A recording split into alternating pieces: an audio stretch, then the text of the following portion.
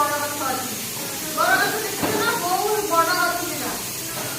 ଯୋଉ ତମର ସେଠି ଅଛି ଗଛଟା, ସେମିତି ସେଠି ଗୋଟେ ବଡ଼ ଗଛ ଥିଲା।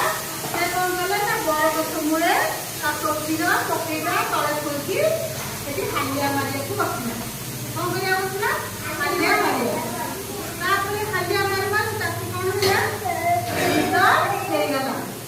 ହେଲା ଦେଖ ତାକୁ ନିଦ ହେଇଗଲା, ତୁ ଶୋଇ ପଡ଼ିଛି। ତାକୁ ନିଦ ହେଇଗଲା, ଶୋଇ ପଡ଼ିଛି।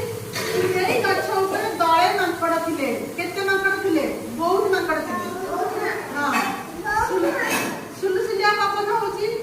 ଆମର ଏଠି କିନ୍ତୁ ପବନ ହଉଛି, ଥଣ୍ଡା ଫ୍ୟାନ୍ ଲାଗିଛି, କିନ୍ତୁ ଗଛ ମୂଳରେ ସୁଲୁସୁଲିଆ ପବନ ହଉଛି।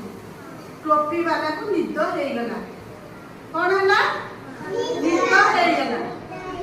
ସିଏ ଶୋଇ ପଡ଼ିଲା। କିଏ ଶୋଇ ପଡ଼ିଲା? ଟୋପି ବିଚାରୀ ଶୋଇ ପଡ଼ିଲା।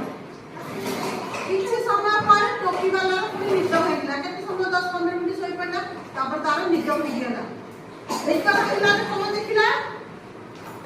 କଣ ଦେଖିଲା? ମାଙ୍କଡ଼ ସବୁ କଣ କରିଛନ୍ତି? ଗୋଟେ ଗୋଟେ ଆସିକି ଟୋପି ତାର ନେଇକି ସବୁ ମୁଣ୍ଡରେ ପିନ୍ଧି ଦେଇଛନ୍ତି। କାହିଁକି ପିନ୍ଧିଲେ? କାହିଁକି ପିନ୍ଧିଲେ ନା ସେ ଦେଖିଲେ ଯେ ଲୋକଟା ତ ଟୋପି ପିନ୍ଧିଛି। ସେ କହିଲେ ଚାଲ ଆମେ ବି